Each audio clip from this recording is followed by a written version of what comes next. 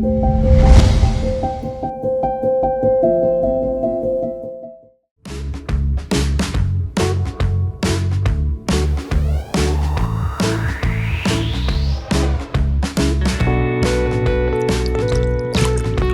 1/2 of the milk with coffee creme brulee, mix until smooth. Heat the heavy cream with the remaining half of the milk and stir.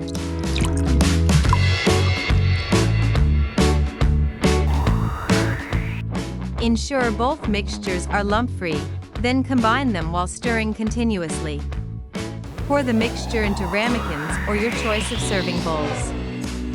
Refrigerate for 2 to 3 hours as a dessert or the mixture as a creme brulee filling.